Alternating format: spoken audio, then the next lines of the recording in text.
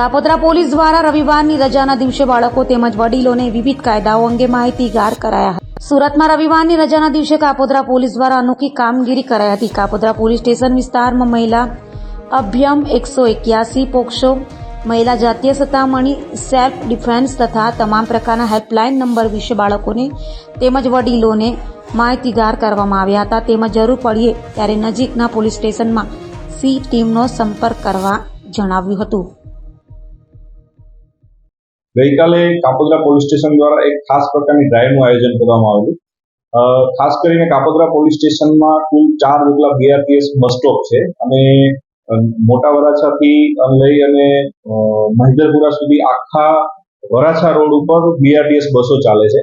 કાપોદ્રા ખાતે 2 ઉદ્યાનો આવેલા છે, મહારાણા ઉદ્યાન અને એક અન્ય ઉદ્યાન, જે ઉદ્યાનમાં રવિવારના દિવસે ખાસ કરીને મહિલાઓ અને બાળકો હરવા ફરવા આવતા હોય છે, જેથી આ બધા બહારથી આવતા માણસો ઘણીવાર BRTS બસમાં મુસાફરી કરતા હોય છે। કાપોદ્રા પોલીસ સ્ટેશન વિસ્તારમાં એક ગાયત્રી સોસાયટી છે, એમાં એક રવિવારી બજાર પણ ભરાય છે, જેમાં પણ મોટી સંખ્યામાં મહિલાઓ ખરીદી કરવા આવતી હોય છે।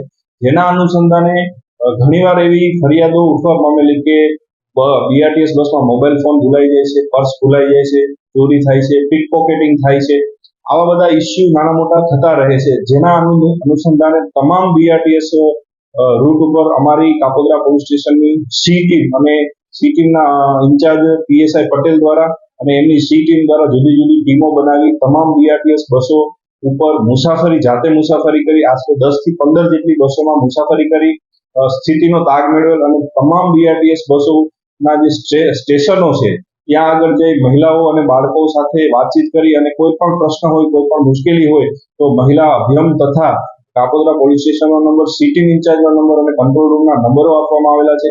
આવી રીતના સમગ્ર સી ટીમ દ્વારા BRTS બસમાં એક સર્વે પણ કરવામાં આવેલો કે કોઈ જે આવારા તત્વો બસોમાં ચડી અને મહિલાઓની છેડતી ઈશારા આવા કરતા હોય તેઓ વિશે પણ માહિતગાર થઈ અને આ કાર્યવાહી કરવામાં આવેલ છે।